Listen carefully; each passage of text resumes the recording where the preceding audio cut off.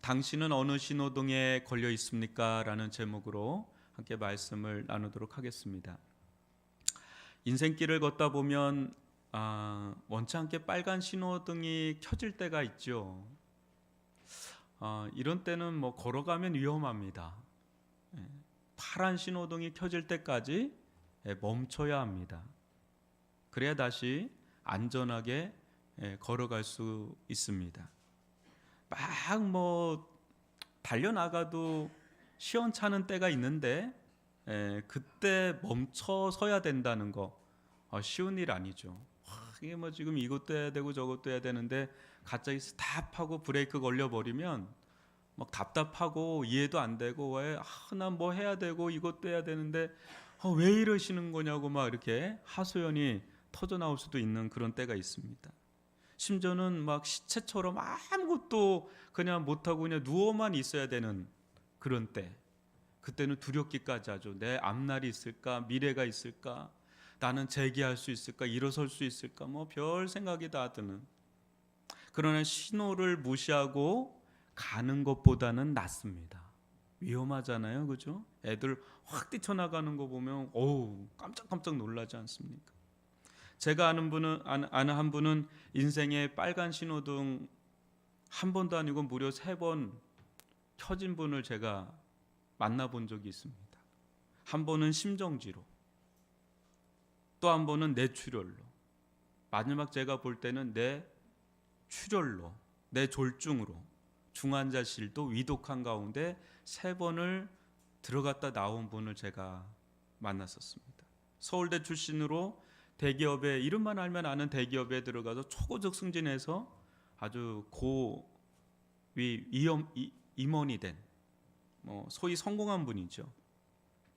그러나 제가 교회에서 만났을 때는 반실불수라, 말도 잘 못하시고 거동도 잘 못하시는, 그런 말을 하지 않으면 이분이 그런 일을 한 분이라고는 생각할 수도 없는 그런 정도로 이렇게 무너져 있는 상태에서 만났습니다.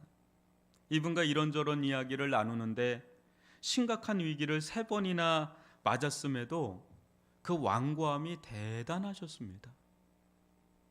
아내인 권사님의 손에 이제 끌려 나오긴 하는데, 이야기를 해보면 자신은 도저히 하나님을 믿을 수 없다고만 말을 하니까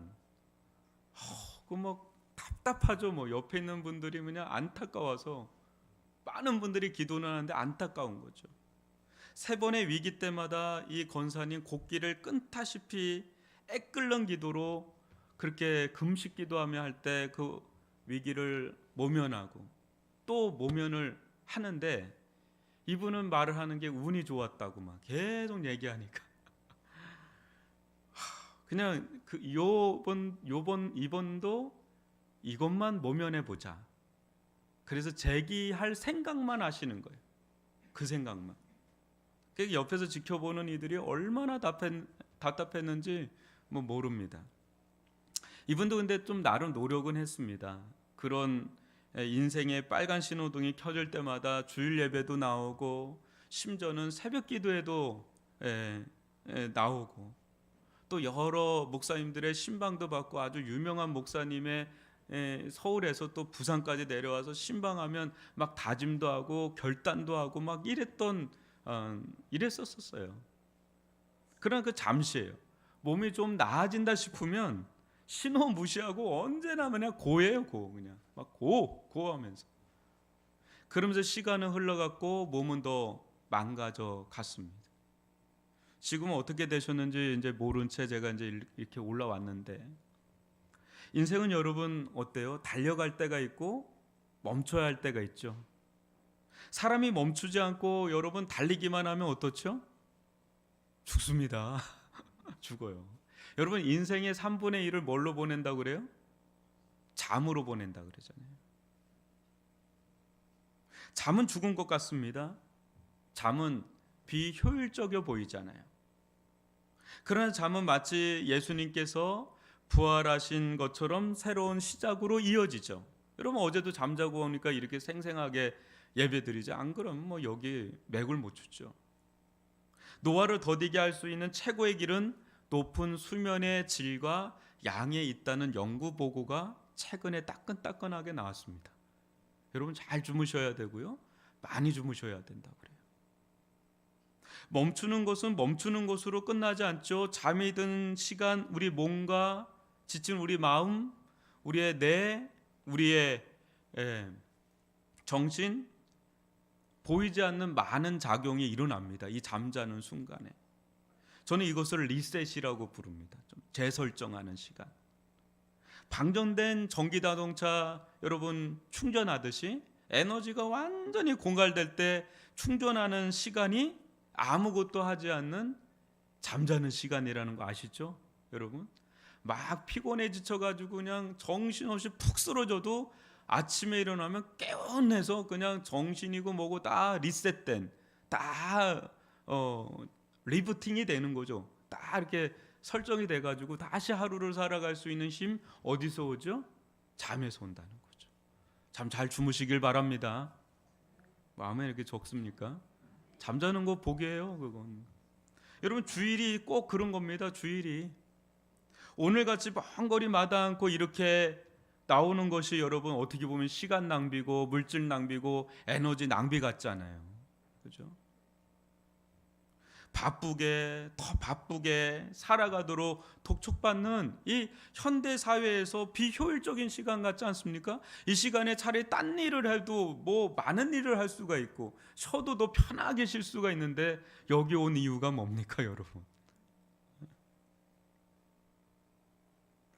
그러나 하나님께서 안식일을 지키라고 하신 이유가 있으니까 이렇게 안식을 하라고 그러는 거거든요. 여러분 뭐겠습니까? 안식을 지키라는 이유가 뭐겠습니까? 스탑하라는 거예요. 멈추라는 거예요. 잠시 엑셀 있죠? 엑셀을 좀 떼고 브레이크를 좀 밟으라는 거예요. 천천히 좀 가라. 천천히 달릴 때가 있지만 좀 멈춰 설 때가 있잖아요. 여러분 멈출 때 들가에 꽃이 보이잖아요. 막 달리면 뭐 옆에 있는 거 모르는데 멈추면 보이잖아요. 멈추면 노동을 멈추기 시작할 때, 생산을 멈추기 시작할 때 우리의 무한한 욕망, 경쟁의식, 시기와 질투, 성공과 야망, 또 집착, 자랑, 기만, 폭력적인 성향, 뭐 이런 수많은 인생의 해충들이 멈춥니다. 죽습니다. 안식, 쉼, 자유, 기쁨, 평안, 평강, 오늘 찬양이 너무 좋은데 노래, 어울림, 친밀함, 돌봄, 궁율, 사귐, 뭐 이와 같이 좋은 것들, 이것이 우리들 가운데 회복되는, 주어지는 그런 경험을 또 하게 되죠. 달리는 데서 분명히 얻는 것도 있지만 멈추는 데서 얻는 것 또한 매우 많고요, 중요합니다. 사는 성도 여러분, 요즘 여러분의 인생길에는 어떤 신호등이 켜져 있는지 한번 살펴보시기 바랍니다.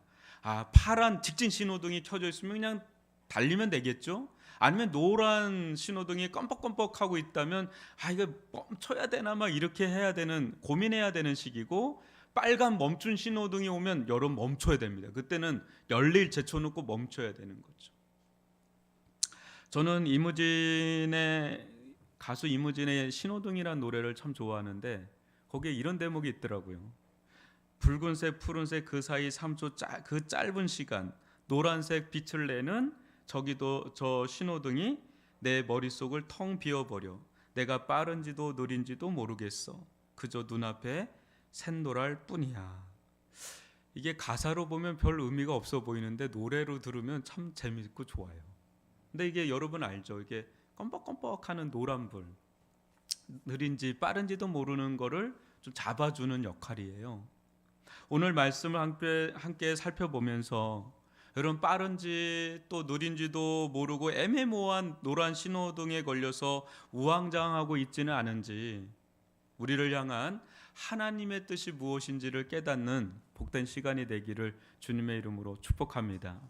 여러분 10절로 2절까지 말씀 교독으로 읽어보겠습니다. 바로가 가까이 올 때 이스라엘 자손이 눈을 들어 본즉 애굽 사람들이 자기들 뒤에 이른지라. 이스라엘 자손이 심히 두려워하여 여호와께 부르짖고 당신이 우리를 이끌어내어 광야에서 죽게 하느냐?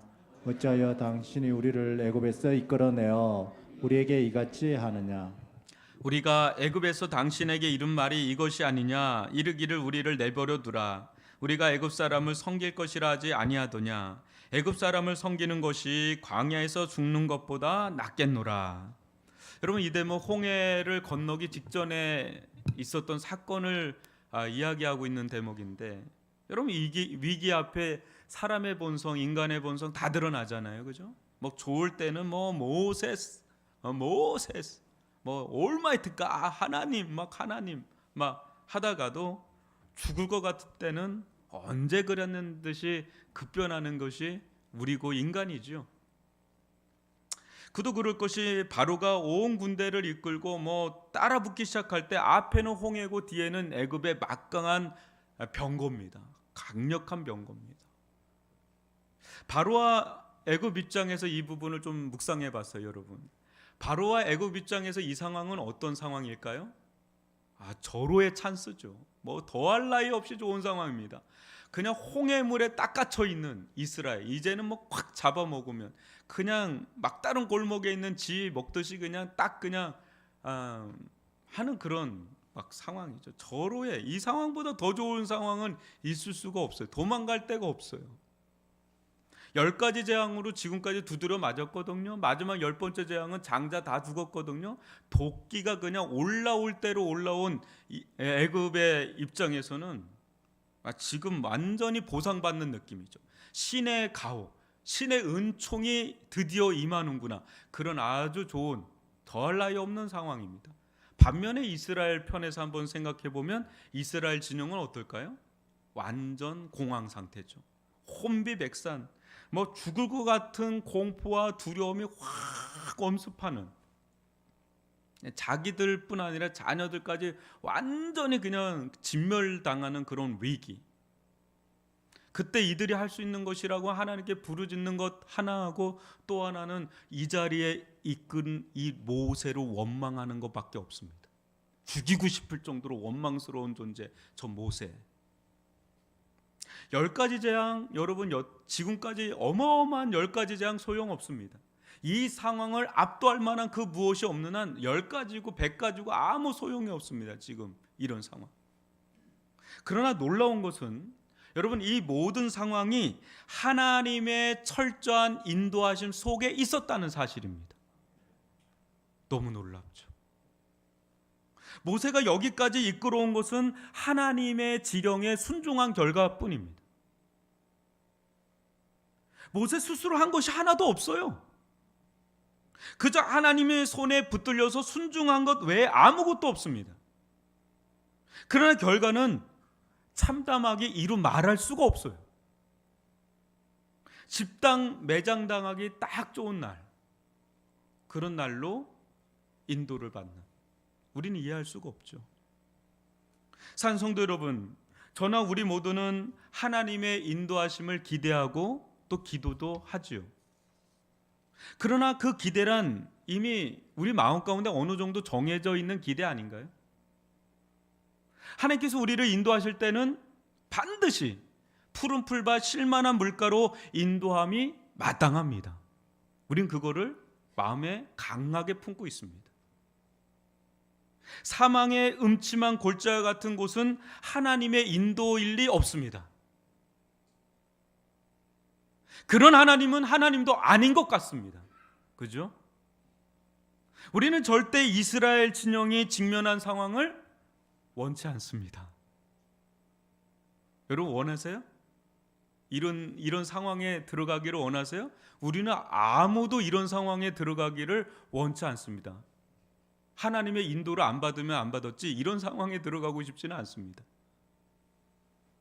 만약 그럴 것이면 우리도 별반 다를 바 없이 아마 이스라엘 백성들처럼 반응할 것이 분명합니다. 차라리 하나님을 믿지 않던 시절이 더 낫다고 말이죠. 애굽이 더 낫다고. 차라리 애굽에 있는 게 낫지 왜 나를 여기까지 이끌어서 여기서 생매장을 시키려고 그래. 그런 원망이 불평이 막 쏟아지죠. 요즘 미국 에즈버리에서 일어난 부흥 소식이 전 세계에 퍼져가고 있습니다. 많은 사람들은 올해 얼마 안 됐습니다. 2월 8일 오전 11시, 수요일 오전 11시 에즈버리 대학 채플에서 드려진 예배에서 부흥이 일어난 이유를 자세히 모릅니다. 왜냐하면 이날 예배도 미션 유니버시티거든요. 에즈버리 대학이 미션 스쿨이에요. 뭡니까 그건? 모든 학생이 그 대학에 가면 그냥 의무적으로 예배를 드려야 채점이 나와요. 성적이. 그러니까 의무적으로 참석했습니다. 대부분의 학생이 그날 아주 평범한 예배였고 평범한 무명의 설교자가 설교했고 그들은 의례적으로 의무적으로 예배 참석하고 떠났습니다. 근데 이날 한 가지가 달랐습니다. 몇 명의 학생들이 남아서 찬양하고 기도하기 시작한 것 그거 하나가 달랐습니다. 근데 그때 말로 형용할 수 없는 성령의 어노인팅, 성령의 기름 부으심, 하나님의 임재가 시작이 된 겁니다. 강력하게 그 남아있는 몇 명 소수의 학생들에게. 그것이 학교에 소문이 나고 지역에 소문이 나고 미국 전역에 소문이 나고 세계 전역에 유튜브를 통해서 소문이 나서 전 세계에서 지금 거길로 몰려드는데 기본 그 예배당에 들어가려면 6시간 내지 12시간을 기다려야 되는 진풍경이 지금 일어나고 있습니다. 지금 휴교령을 내리고 한 달째 온종일 24시간 예배를 드리는 부흥의 역사, 리바이벌 역사가 일어나고 있는 거예요. 그러나 이 일이 있기 수년 전 이 대학에 중국계 말레이시아인인 홍투 레오 교수님의 이야기가 숨겨져 있습니다. 비하인드 스토리로. 이분은 보수적인 신학자입니다. 근데 어느 날 에즈베리의 부흥을 위해서 너 풀타임으로 기도할 수 없겠니? 라고 하는 하나님의 강력한 음성을 듣습니다. 꽤 받아들이기 힘든 지령이죠. 명령이죠. 왜? 자기의 교수직을 내려놓고 풀타임으로 기도하라니까 이건 너무나 큰 모험이고 도전이죠. 도박과 같은 거죠. 그런데 이 교수님이 순종합니다. 그러기를 수년 동안 아까 뒤에다가 팻말을 붙이고 돌아다니는 샌드위치맨이란 별명을 이제 얻으면서 기도하기 시작합니다. 그렇게 몇 년이 지나 올해 1월 갑자기 하나님께서 뉴욕으로 떠나라는 또 마음을 주십니다. 뉴욕에 노숙자 사역을 하라는 마음을 강하게 주십니다. 그때는 순종하기가 더 어렵습니다. 왜냐하면 노숙자 사역하면서 어떻게 먹고 살아요? 라고 하는 질문을 할 때 내가 지금까지 먹고 살렸으니 앞으로도 먹여 살릴 거다. 걱정하지 말고 가라. 순종해서 에즈베리에서 뉴욕으로 떠납니다. 그러다 2월 8일 오전에 하늘을 쳐다보는데 하늘이 형형색색 너무 아름답게 비추더라는 거예요. 그날이 2월 8일이고 그 시간이 11시입니다. 2월 8일 11시 그때부터 에즈베리의 부흥의 역사가 시작된 겁니다. 그것을 나중에야 소식을 듣고 이분이 가슴이 벅차 올라서 가슴이 너무 뛰어서 에즈베리로 곧장 날아갑니다. 날아가서 보니까 정말 자기가 기도했던 그 부흥의 현장이 젊은 청년들을 중심으로 막 일어나는데 하나님이 갑자기 말씀하십니다. 잠잠하라. 그리고 하시는 말씀이 돌아가라. 도저히 이해할 수가 없는 겁니다. 거기에 참여하고 싶은데 같이 하고 싶은데 돌아가라. 왜? 자칫하면 내가 받아야 될 영광을 네가 가릴 것 같다라는 마음을 주시는 거죠. 그간 어떤 일이 있었는지 이야기하지 않은 채 이분은 또 순종해서 그 자리를 떠납니다. 저는 이 이야기를 들으면서 이분 편에서 이것이 과연 무슨 의미가 있을까라는 생각을 하게 되더라고요. 너무 속이 상할 것 같다라는 생각도 들고 하나님 왜 이렇게 모질게 나를 인도하시지 이런 생각도 하실 수 있을 것 같아요. 좀 같이 모이고 수많은 방송사에서 인터뷰가 오는데 거기에 노출돼서 이런 게 있었습니다. 다 동네방네 나팔을 불고 싶은데 그걸 다 차단을 하는 하나님 너무 모질게 느껴지지 않았을까라는 생각이 듭니다. 그러나 그분은 잠잠히 그 누구에게도 얘기하지 않고 떠납니다. 여러분, 저는 그런 생각합니다. 하나님과 이분 사이에 뭔가 우리가 알지 못하는 스토리가 있을 거다라는 생각 정도는 합니다. 여러분, 하나님의 인도하심은 우리의 계획과 뜻과 완전히 다를 수 있습니다. 생명의 자리로 이끄는 것이 아닌 사지의 자리로 이끄는 것 같고, 그렇죠? 지금과 같이 푸르른 바 실만한 물가가 아니라 사망의 음침한 골짜기로 인도하는 것 같고, 또 축복의 자리가 아니라 고난과 아픔의 자리로 이끄는 것 같을 때가 있다는 거죠. 나름 열심히 하나님 뜻대로 산다고 살아왔는데 결과는 막다른 골목이고 진퇴양난이고 광야고 인생의 무덤과 같은 그런 곳으로 인도받을 때가 있습니다. 우리가 원치 않는 그림이죠. 원하지 않죠. 근데 그렇게 인도를 하실 때가 있다는 거죠.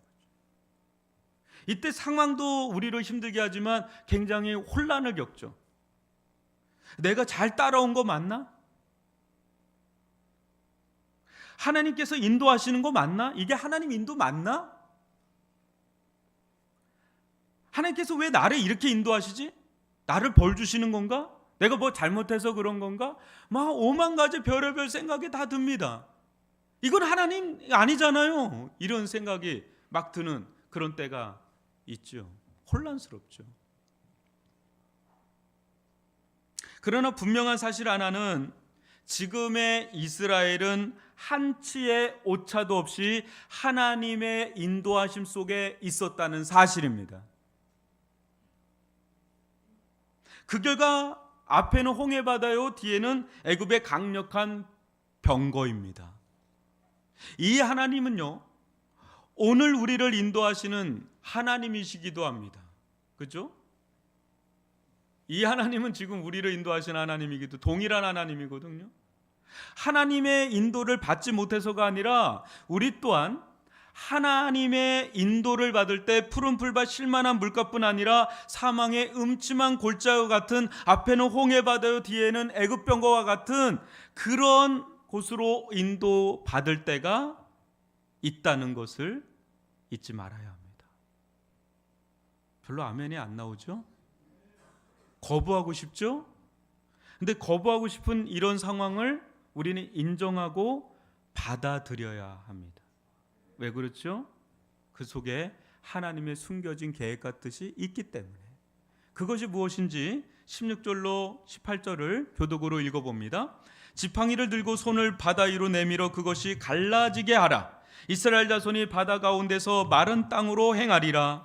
내가 애굽 사람들의 마음을 완악하게 할 것인즉 그들이 그들을 따라 들어갈 것이라를 섬길 것이라. 내가 바로와 그의 모든 군대와 그의 병거와 마병으로 말미암아 영광을 얻으리니 내가 바로와 그의 병거와 마병으로 말미암아 영광을 얻을 때에야 애굽 사람들이 나를 여호와인 줄 알리라 하시더니. 아멘. 아버지, 놀라운 홍해 사건을 계획하고 있으리라고는 아무도 생각하지 못했던 이 엄청난 계획이죠. 하나님의 인도하심 속에 있는 최악의 상황이 하나님의 영광을 위한 최선의 상황으로 바뀌는 자리죠. 이것이 하나님의 계획이고 뜻입니다. 하나님의 권능과 영광이 조금도 필요 없는 상황, 하나님 없이 모든 것이 가능한 상황, 이런 상황은 실은 우리가 모두 원하고 바라는 상황입니다. 최선의 상황입니다. 기도하지 않아도 모든 게 다 술술 풀리고 승승장구하고 만사형통하고 어떤 것도 막힘이 없고 장애가 없는 그런 하이웨이처럼 그냥 고속도로가 뚝 뚫려 있는 그런 상황은 우리가 가장 원하는 상황이죠.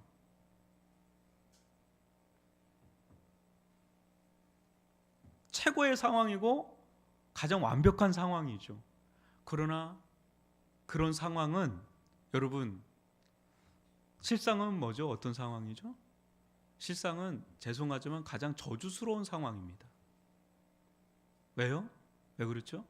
하나님 필요 없잖아요. 하나님 낄 자리가 없잖아요. 하나님이 껴도 들러리에 불과하잖아요. 하나님이 주인공이 안 되잖아요. 왜? 모든 게 다 완벽하게 돼가고 있는데 뭘 하나님께 부르짖고 하나님을 매달리고 그럴 이유가 없잖아요. 모든 게 다 풀어지는 상황이. 우리는 그런 상황을 원하죠. 하나님 그런 상황을 주고 싶지 않죠. 왜? 사랑하니까. 한 사람만 아멘 했습니다. 최고이신 하나님이 빠진 자리, 그 자리가 과연 최고일까요? 아니면 최악일까요? 한번 생각해 보십시오. 지금의 이 상황은 너무 고통스러운 상황이긴 하지만 하나님의 하나님 되심을 드러내기 가장 완벽한 상황입니다. 앞에는 홍해 바다가 넘실넘실 거립니다. 아니 어느 때보다도 더 넘실거리고 심하면 거대한 파도까지 치면 더 좋습니다. 지금 같은 상황은. 뒤에는 이집트의 막강한 하력 부대인 병거 부대가 불을 뿜어내듯 쫓아옵니다. 더 쫓아오고 모조리 애굽의 모든 군사가 다 쫓아오면 더 좋습니다. 지금은 이 모든 조건이 딱 들어맞을 때 그때는 이스라엘이 할 수 있는 것이라고는 아무것도 없어야 합니다. 그 어떤 소망도 가질 수 없고 그 어떤 일도 할 수가 없고 그 어떤 힘도 노력도 쓸 수 없는 절대적인 무력감을 가져야 할 때입니다. 이때가 가장 두렵고 미치도록 절망적인 상황이지만 이때보다 더 하나님의 하나님 되심을 보여줄 만한 때는 없습니다. 막다른 골목, 부활의 영광 앞에는 반드시 십자가 죽음이 선행되어야 하듯이 우리 또한 마찬가지죠. 부활의 능력을 덧입는 길목에 앞서서 우리는 먼저 죽음의 강을 건너야, 들어가야 합니다. 12해를 혈루증으로 알을 떼야말로 의사의 능력이 소용없어지고 하나님의 능력만이 영광 속에 드러나는 거죠. 100년의 무자 세월이 흘러 아무것도 할 수 없는 아브라함 가운데 죽은 자를 살리시고 없는 자를 있는 것 같이 부르시는 하나님의 전능하신 능력과 영광이 드러나는 때는 아무것도 할 수 없는 그런 때.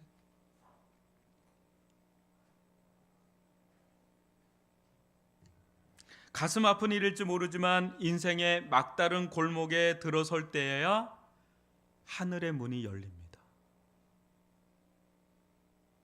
전혀 생각할 수 없는 길이 열립니다. 여러분, 어느 누가 홍해가 갈라져서 거기를 마른 땅처럼 건널 거라고 상상이나 할 수 있겠습니까? 창조의 하나님이 아니고서는 이런 생각을, 이런 계획을, 이런 능력을 행할 뿐이 없죠. 어느 누가 애굽 수많은 병거를 마치 수월의 입처럼 확 그냥 끄집어서 홍해 바닷물에 오히려 수장시킬지 어느 누가 상상이나 있겠습니까? 아무도 알 수 없는 그 일을, 아무도 걸을 수 없는 그 길을 내시는 분 하나님. 너무 놀라운 거죠. 여러분, 우리가 믿는 하나님은 말씀하십니다. 이사야서 43장 15절로 19절 말씀 교독으로 읽어봅니다. 나는 여호와 너희의 거룩한 이요 이스라엘의 창조자요 너희의 왕이니라. 나 여호와가 이같이 말하노라. 바다 가운데의 길을 큰 물 가운데의 지름길을 내고 병거와 말과 군대의 용사를 이끌어내어 그들이 일시에 엎드러져 일어나지 못하고 소멸하기를 꺼져가는 등불 같게 하였느니라. 너희는 이전 일을 기억하지 말며 옛날 일을 생각하지 말라. 보라, 내가 새 일을 행하리니 이제 나타낼 것이라. 너희가 그것을 알지 못하겠느냐? 반드시 내가 광야의 길을 사망의 강을 내리니. 아멘. 우리가 믿는 하나님은 새 일을 행하시는 하나님인 줄 믿습니다. 광야에서도 길을 내시고 또 바다에서도 길을 내시고 또 이 사막 한가운데 광야 가운데서도 강을 내시는 그런 하나님이신 줄 믿습니다. 우리가 전혀 생각할 수 없는 그 일을 행하시는 하나님, 다 안 된다 하고 막다른 골목 가운데 찐태양난 네, 빠져 있는 우리들 가운데 전혀 새로운 만남과 새로운 길을 열어주시는 그 하나님, 그 하나님을 믿고 의지하며 따라가는 믿음의 백성들 되시기를 주님의 이름으로 축원합니다. 여러분, 아울러 이러한 때, 우리가 아무것도 할 수 없는 이러한 때 우리가 해야 할 일 한 가지가 있습니다. 할 수 있는 거 한 가지가 있습니다. 해야만 되고요. 그게 무엇인지 13절과 14절 교독으로 읽어보겠습니다. 모세가 백성에게 이르되 너희는 두려워하지 말고 가만히 서서 여호와께서 오늘 너희를 위하여 행하시는 구원을 보라. 너희가 오늘 본 애굽 사람을 영원히 다시 보지 아니하리라. 여호와께서 너희를 위하여 싸우시리니 너희는 가만히 있을지니라. 아멘. 여러분, 이런 상황 속에서 하나님께서 원하시는 건 단 하나입니다. 요지부동. 가만히 있는 것입니다. 가만히 있는 것. 사랑하는 성도 여러분, 평상시 가만히 멍 때리고 있으라면 잘할 수 있죠. 그죠? 불멍, 물멍, 멍 때릴 수 있죠. 그러나 위급한 상황이 오면 가만히 못 있습니다. 뭐라도 해야만 될 것 같은 엄청난 충동을 받습니다. 이런 위급한 상황 속에 가만히 있으라, 그건 죽는 것보다 더 어렵습니다. 죽는다는 거는, 가만히 있으라는 거는 그냥 자포자기일 때, 그때나 가능한 거예요. 가만히 못 있습니다. 발버둥 칩니다. 뭐라도 해야 됩니다. 지금 이런 하나님의 말씀을 전하는 모세마저도요, 지금 이 순간 안절부절 못해서 말씀은 전해놓고 자기가 부르짖고 있습니다. 그러니까 하나님 뭐라 그래요? 부르짖지 말아라. 모세야, 왜 부르짖느냐? 왜? 믿음이 없으니까 부르짖는다고 보는, 그것마저도 중단시킵니다. 부르짖는 것마저도 중단시켜요. 하나님께서 가만히 있으라. 호들갑 떨지 말고 가만히 있으라. 잠잠히 있으라. 여러분이 어려워요. 여러분, 어느 누가 가만히 있을 수 있어, 이런 상황 속에서. 근데 왜 그렇죠? 왜 그렇죠? 왜 가만히 있으라 그러는 거죠? 하나님께서 우리를 위하여 친히 구원을 행하실 것이기 때문에. 하나님의 구원에는 우리가 손을 댈 것도 없지만 손을 대면 오히려 덧나는 문제가 생깁니다. 하나님의 구원은 누구의 터치를 받아서도 받지도 않아야 합니다. 순전해야 되는 거예요. 그저 하나님의 전적인 행하심에 맡길 뿐입니다. 전적 의탁.